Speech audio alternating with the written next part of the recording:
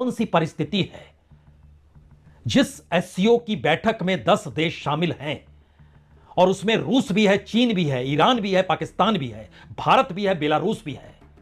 तमाम देशों की मौजूदगी में आतंकवाद का जिक्र सहलाते हुए और पहलगाम का जिक्र बिल्कुल नहीं। और पहलगाम जब नहीं है तो भारत के रक्षा मंत्री राजनाथ सिंह ने कहा हम इस पे हस्ताक्षर नहीं करेंगे। आज के दिन जब एससीओ की बैठक चल रही और रक्षा मंत्री की मौजूदगी है, उस मौजूदगी में जो पर्चा जारी किया जाता है, उस पर्चे में एक शब्द था, वो शब्द बलूचिस्तान को लेकर था और उसके आसरे एक पूरी लकीर चीन ने खींचने की कोशिश की, क्योंकि बलूचिस्तान को लेकर पाकिस्तान उलझन में है और टेररिज्म एक ऐसा शब्द था जिसका जिक्र एससीओ में हर मंच पर, हर मौके पर, हर बयान के वक्त जरूर किया गया। इस बार भी उसकी व्याख्या हुई है, लेकिन उस व्याख्या के दायरे में पहलगाम नहीं है। और पहलगाम जब नहीं है तो भारत के रक्षा मंत्री राजनाथ सिंह ने कहा हम इस पे हस्ताक्षर नहीं करेंगे। और उसके बाद उन्होंने तकरीबन 11 साढ़े 11 मिनट का जो भाषण दिया एससीओ की बैठक में, वह पूरी तरीके से उस आतंकवाद, उस पहलगाम, उस सीमा पार से आतंकवाद को आश्रय देना और पाकिस्तान को लेकर था। लेकिन पाकिस्तान का नाम राजनाथ सिंह जी ने नहीं लिया। नहीं है कि इस बैठक में राजनाथ सिंह जी ने कोई आवाज टेररिज्म को लेकर नहीं उठाई, या फिर जो संयुक्त बयान जारी होता है उस पर हस्ताक्षर से उन्होंने इनकार कर दिया तो इसका असर नहीं पड़ा। सब कुछ हुआ, लेकिन चीन और पाकिस्तान की दोस्ती और अंतर्राष्ट्रीय मंचों पर भारत को दरकिनार करना या भारत द्वारा उठाए गए मुद्दों को अंतर्राष्ट्रीय मंच के जरिए जारी ना करना, वह भी उस स्थिति में जब पहलगाम की घटना के बाद पहली बार, शायद भारत के अपने इतिहास में यह पहली बार, जब भारत के सांसद और डिप्लोमेट्स दुनिया की 33 देशों में गए, क्योंकि इस बैठक के भीतर जिस बयान और संयुक्त बयान का हम जिक्र कर रहे हैं उसमें बलूचिस्तान का जिक्र था, पहलगाम आतंकी हमले का जिक्र नहीं था। जबकि राजनाथ सिंह ने अपने भाषण में आतंकी हमले के पैटर्न में लश्कर तौयबा के पिछले हमलों का जिक्र किया। यह भी कहा कि सीमा पार से कुछ देश सीमा पार आतंकवाद को अपनी नीति मानते हैं, आतंकवादियों को पनाह देते हैं, फिर इनकार करते हैं। ऐसे डबल स्टैंडर्ड की कोई जगह होनी नहीं चाहिए। उन्हें समझना होगा कि आतंकवाद के एपेक्स सेंटर सेफ नहीं है और एससीओ को ऐसे देशों की आलोचना करने से रुकना नहीं होगा, यानी संकोच बिल्कुल नहीं करें। Some countries use cross-border terrorism as an instrument of policy and provide shelter to terrorists. There should be no place for such double standards. SCO should not hesitate to criticize such nations. जाहिर है भारत गुस्से में है, उसने हस्ताक्षर नहीं किए। पाकिस्तान के रक्षा मंत्री की मौजूदगी थी, उनसे हाथ नहीं मिलाया।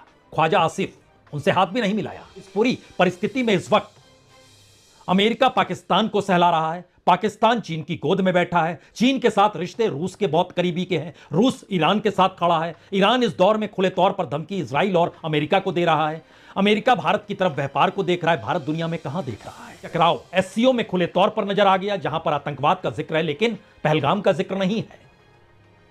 यह अंतर्राष्ट्रीय कूटनीति से कहीं आगे की रणनीति है, जो कि आने वाले वक्त में नई बनती दुनिया के भीतर भारत को कहां खड़े होना या उसको तय करना पड़ेगा। क्योंकि इस दौर में भारत, ध्यान दीजिए, खास तौर से जो इजराइल और ईरान के बीच युद्ध हुआ उसमें भारत की भूमिका क्या थी? मध्यस्थता के लिए भारत से बेहतर कोई देश हो नहीं सकता था, लेकिन ईरान के राष्ट्रपति से बात होने का जिक्र भी प्रधानमंत्री ने किया, लेकिन कहीं कोई जिक्र आपको सुनाई नहीं देगा। इस बदलती हुई दुनिया में भारत खड़ा कहां पर है, यह सवाल इसलिए महत्वपूर्ण है। एससीओ की बैठक में तो मान लीजिए वो 4-5 महत्वपूर्ण देश हैं, उसके अलावे जो 5 देश हैं वो कहीं ना कहीं किसी ना किसी रूप में, जिसमें कजाकिस्तान, किर्गिस्तान, ताजिकिस्तान, उज्बेकिस्तान और बेलारूस, लेकिन महत्वपूर्ण तो चीन, पाकिस्तान, ईरान, रूस और भारत ही ये 5 देश हैं। अब सवाल ब्रिक्स का है, जो 5 देशों के अलावे उसमें जो शामिल हुए देश हैं उसमें ईरान भी है, या अब ये सभी पूर्ण सदस्य के तौर पर जुड़ चुके हैं। और मुहर लगी थी रूस के कजान शहर में ही जो ब्रिक्स की बैठक थी। इसके अलावे जो पार्टनर कंट्रीज है उसमें भी बेलारूस है, बोलोविया है, कजाकिस्तान है, क्यूबा है, मलेशिया है, नाइजीरिया है, थाईलैंड है, युगांडा है, उज्बेकिस्तान है। और उस ब्रिक्स के भीतर चीन के राष्ट्रपति के निशाने पर भारत के प्रधानमंत्री नरेंद्र मोदी हैं। एससीओ की बैठक में भारत में होने वाले आतंकवादी हमले से ज्यादा महत्व बलूचिस्तान को दिया जा रहा है, जहां पर जो भी हिंसा हुई उसे टेररिज्म के दायरे में रखा जा रहा है। और इस पूरी प्रक्रिया के भीतर चीन की कोई प्रतिक्रिया नहीं है। अमेरिका की तरफ से तो कोई प्रतिक्रिया होगी नहीं। चीन ने भी, कोई जो होस्ट कर रही कंट्री है, उसने भी कोई प्रतिक्रिया जाहिर नहीं की। एक डॉक्यूमेंट और है हमारे पास, जिस डॉक्यूमेंट के जरिए यह बात सामने आती है कि दरअसल 8 महीने पहले सभी देशों को एक दूसरे की सीमाओं का सम्मान करना चाहिए और आतंकवाद और व्यापार एक साथ नहीं चल सकते हैं। इसका जिक्र विदेश मंत्री जयशंकर ने पाकिस्तान में चीन को सामने बैठाकर किया था, नाम नहीं लिया था चीन का।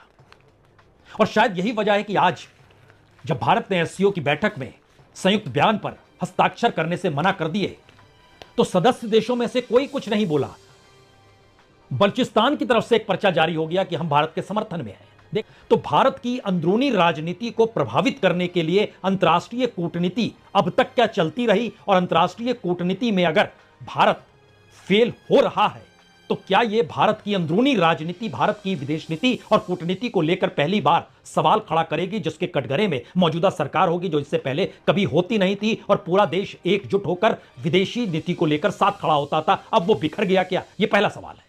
कहीं ना कहीं एक अंतर्राष्ट्रीय कूटनीति और निजी तौर पर सफलता पाने की चाह में क्या यह सत्ता उलझती चली गई?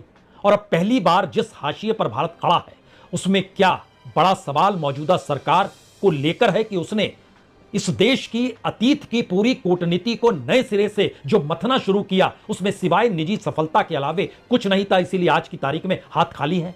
भारत की विदेश नीति, भारत की कूटनीति, भारत की आर्थिक नीति अंतर्राष्ट्रीय मंचों पर तब तक मान्यता नहीं पाएगी जब तक भारत अपने तौर पर खुद के पैर पर खड़ा होता हुआ नजर ना आए।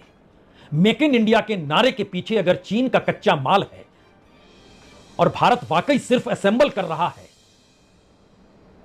तो फिर निर्भरता तो चीन पर होगी। भारत की अपनी टेररिज्म की पॉलिसी अगर सिर्फ और सिर्फ एक हिस्से को देखते हुए आगे बढ़ेगी तो सवाल कश्मीर का हमेशा जिंदा रहेगा। यानी कहीं ना कहीं भारत के भीतर भी यह सवाल इस दौर में बड़ा होते चला गया, प्राइम मिनिस्टर या स्टेट्समैन चाहिए क्या? क्योंकि दुनिया को वर्ल्ड लीडर के तौर पे जो अमेरिकी राष्ट्रपति ट्रंप मिले हैं उसका नजारा पूरी दुनिया में देख लिया है। और भारत में तीसरी बार प्रधानमंत्री चुने जाने के बाद प्रधानमंत्री मोदी की अपनी ही तमाम पूर्व की नीतियां कैसे खारिज हो गई, वह भी अंतर्राष्ट्रीय मंचों पर, इसे भी देश ने देख लिया। शायद इसीलिए यह दौर प्रधानमंत्री मोदी को खुद में तब्दील करते हुए स्टेट्समैन बनने का है। अन्यथा छोटे छोटे दायरों में फंसकर आज सफलता कल असफलता। आज खुद बयान जारी किया जो G20 में भारत ने बयान जारी किया था, और एससीओ की बैठक में भारत का ही जिक्र नहीं। इससे बड़ी त्रासदी हो नहीं सकती है, और शायद यही वो सवाल है, ऐसा क्यों? बहुत बहुत शुक्रिया, बहुत बहुत शुक्रिया।